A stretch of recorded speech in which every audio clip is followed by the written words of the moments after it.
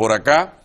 Me acompaña también Alfredo Graham, de la sociedad civil, panameño. El único panameño aquí de los tres invitados. Organizador del evento donde va a estar haciendo uso de la palabra en el día de hoy el fiscal.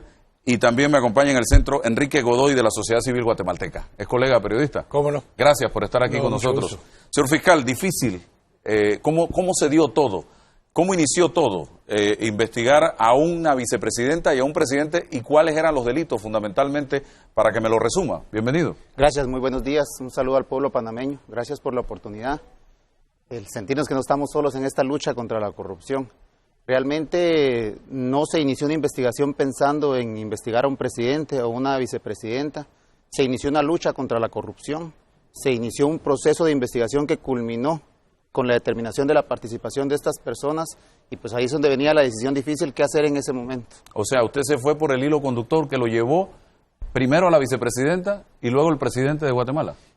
Fue una organización criminal la que se investigó, se determinó la existencia de una organización criminal y al final de la investigación se determinó que esta era liderada por estas personas. ¿Cuál era el delito que se investigaba en ese momento? En inicio de la asociación ilícita eran delitos contra las aduanas, defraudación aduanera y un cohecho a través de los sobornos que se daban en las aduanas. Se estaba, explíqueme un poco más a fondo en qué consistía esa defraudación aduanera.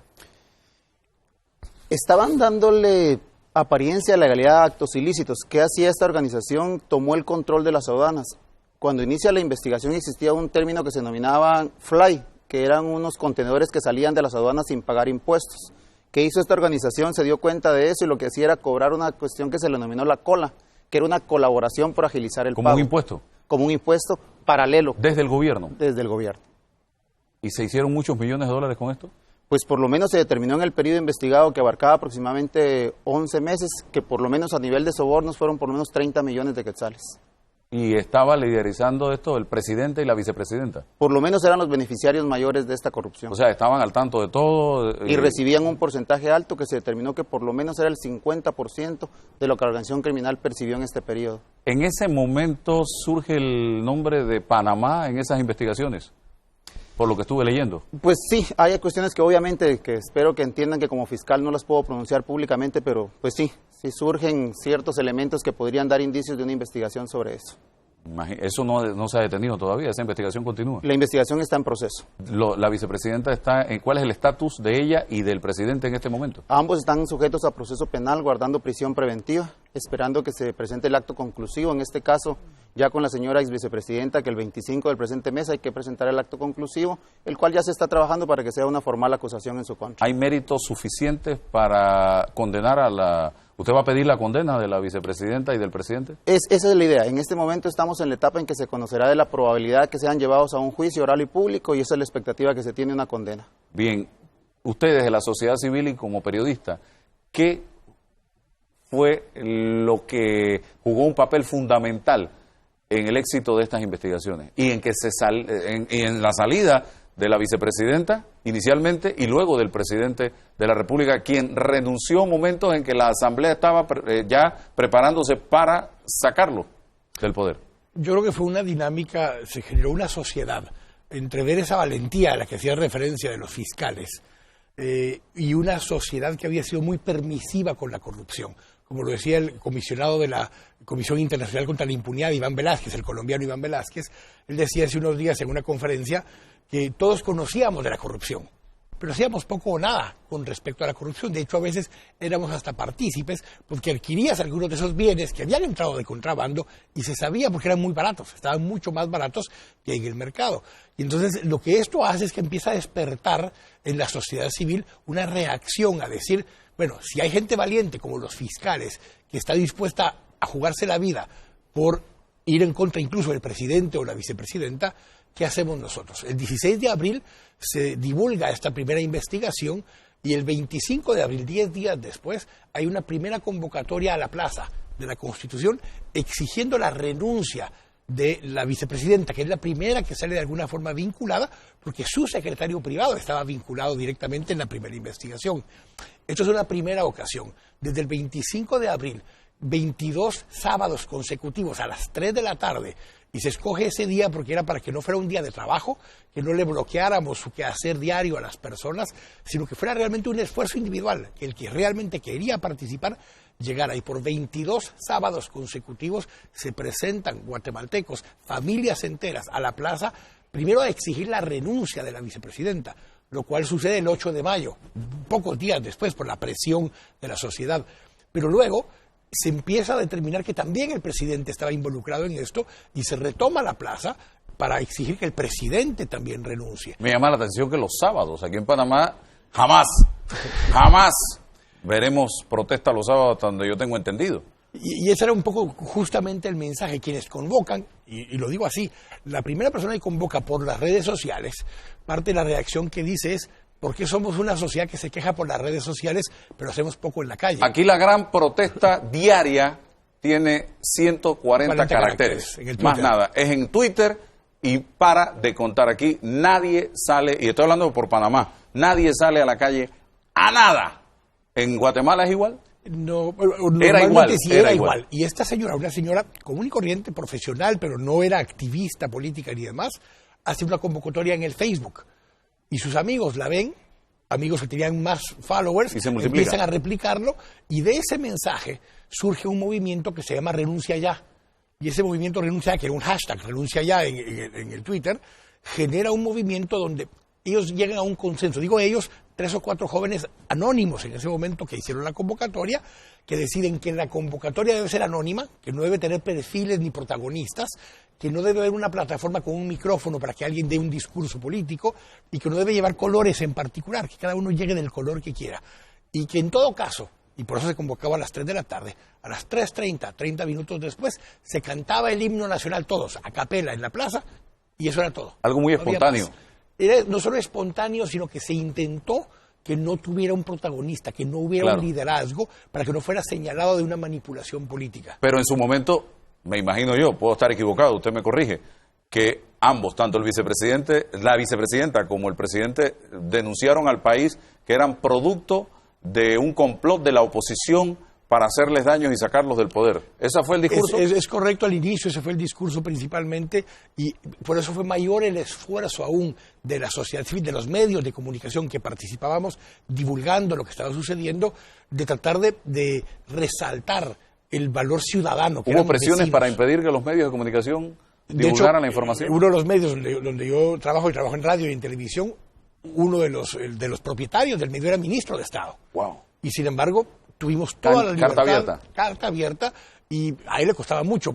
Le pregunto, si la sociedad guatemalteca no hubiese salido a la calle a protestar con la insistencia que lo hicieron, ¿la Asamblea se hubiese atrevido a tomar las decisiones que tomaron? No, de hecho hubo un momento, el 27 de agosto se convocó por parte de esa misma ciudadanía a un paro nacional. No fue la Asociación de Empresarios, fue la sociedad guatemalteca que convoca a un paro nacional e invita un jueves, ahí sí era jueves, e invita a las personas que no vayan a trabajar y que se presenten a la plaza, porque ese día se conocía en el Congreso el retiro de la inmunidad del presidente de la República a 10 días de las elecciones, de nuevas elecciones que había en este momento. Muchas de las empresas grandes deciden no apoyar el paro. Esa madrugada en las redes sociales y la presión de la sociedad civil hace que poco a poco grandes marcas, grandes empresas empiecen a cerrar durante el día y se plegaron a lo que la sociedad estaba exigiendo. 3 días después, ese día no retiraron la inmunidad. El 1 de septiembre, un martes que hay nuevamente sesión del Congreso, unos manifestantes a favor del gobierno bloqueaban la entrada del Congreso para que no pudieran ingresar los diputados.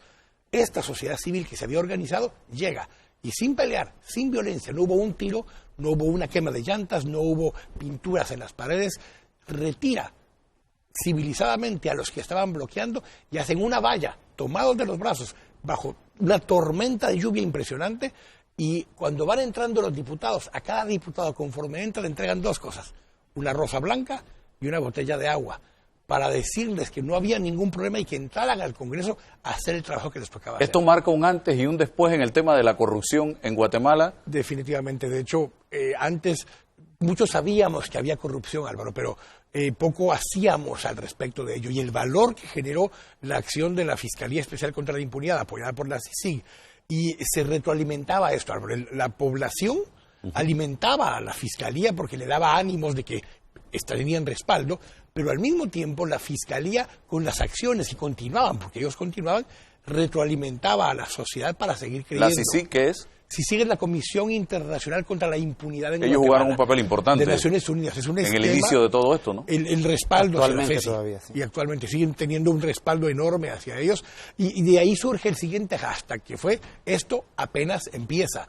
Porque el mensaje es que, sí, no era solo el presidente y la vicepresidenta. Hay sectores empresariales involucrados porque son los que importan el producto. Hay otros funcionarios, sistema judicial. O sea, hay muchísima gente que participa de la corrupción y es también responsabilidad nuestra como ciudadanos hacer un cambio en esta forma en que nos hemos acostumbrado a actuar con corrupción en la sociedad. Aquí yo he escuchado decir a la gente, y aquí estamos inmersos en un asunto muy serio, Sí. de corrupción también, que está siendo investigada, incluso el expresidente de la República está sometido a procesos, está fuera del país, pero yo he escuchado gente, producto de situaciones políticas que estamos viviendo, decir: oye, al menos hicieron algo en el pasado gobierno, robaron, pero hicieron algo. O sea, ¿qué dice usted de esto? Yo creo que parte de lo que sucedió ahora en Guatemala es que se dieron las elecciones. 10 días después de esto, incluso el 1 de septiembre, que finalmente se retira la inmunidad del presidente y que 2 días después renuncia, porque él renuncia en el proceso de que ya iba... Aquí hay un momento de mucha valentía de la fiscal general, de Telma Aldana. Este miércoles por la noche, que es 3 días antes de las elecciones, ella se presenta en el canal donde nosotros trabajamos y dice: señor presidente, aquí está ya la orden de captura en contra suya. Por dignidad, no permita que tengamos que ir a casa presidencial a retirarlo bajo arresto con esposas. Eso lo obligó a renunciar. Preséntese voluntariamente al juzgado. Y eso lo obligó a renunciar. Él envía un mensaje que se presentará a las 8 de la mañana en el tribunal el día siguiente, y eso hace que no vayan a buscarlo. Eso genera un antes y un después. Y en esa elección, 3 días después, queda electo el único candidato que no tenía ninguna relación política con el sistema. Una persona que incluso se había dedicado mucho tiempo a ser actor en televisión y demás, y queda electo abrumadoramente en las elecciones, y él lo reconoce como un mandato de la sociedad de rechazo al sistema político tradicional corrupto. Fiscal, para esa gente que dice esto, como un consuelo, por lo menos los políticos que estaban antes robaron, pero dejaron algo, hicieron algo, ¿qué le diría a usted, que Pues está inmerso en la lucha contra la corrupción? Pues yo les diría que realmente es una mala forma de interpretar la función pública. Yo diría que no deberíamos de permitir ni siquiera ese consenso de que porque hice algo le justifico lo malo.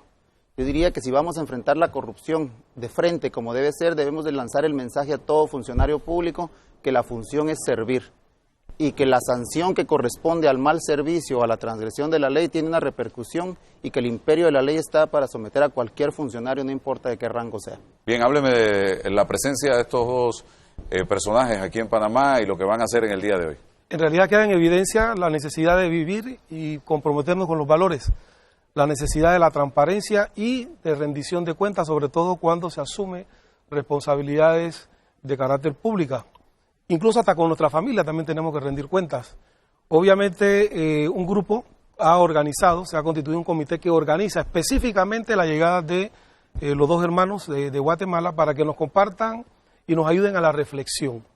Porque cuando te referías, estimado periodista Álvaro Alvarado, al asunto de los Twitter y luego los efectos de un sábado como algo incluso muy lejano como posibilidad de expresar opinión pública, en realidad estamos poniendo de relieve el hecho de que la conciencia ciudadana tiene que convertirse en un proyecto ciudadano.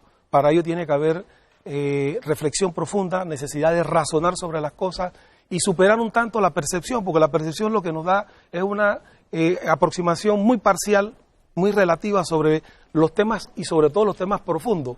Entonces, cuando tú no tienes certeza de la veracidad de las cosas, de los contenidos, entonces, ¿qué hace el ciudadano?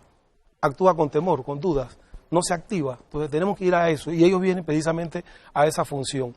Valoramos altamente el grupo, el comité organizador, en donde está Alianza Ciudadana, está la Fundación Seguridad Ciudadana, Fundación Chilibre Panamá, Centro de Investigación y Desarrollo de la Familia y la Juventud, el PNUD, la Alcaldía de La Chorrera también ha extendido invitación a estos distinguidos ejemplos yo diría que para América Latina, de un esfuerzo importante. Y sería entonces invitarlo, hoy vamos a tener esa jornada reflexiva a las 8:30 de la mañana en el Colegio de Abogados y convertirlo precisamente esto, ¿no?, en una jornada de reflexión. Gracias por estar aquí con nosotros y el mensaje fundamental que envía esa elección en Guatemala es un alto, un basta ya a la política tradicional, a los políticos tradicionales.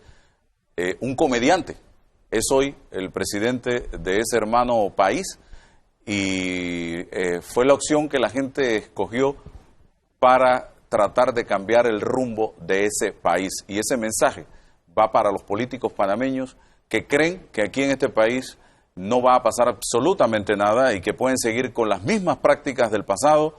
Señores, así surgen. En esta ocasión surgió el comediante que hoy gobierna Guatemala y que tiene un gran compromiso con esa nación. Pero asimismo surgió Hugo Chávez y asimismo surgieron otros mandatarios que hoy realmente tienen mucho que decirle al mundo. Bien.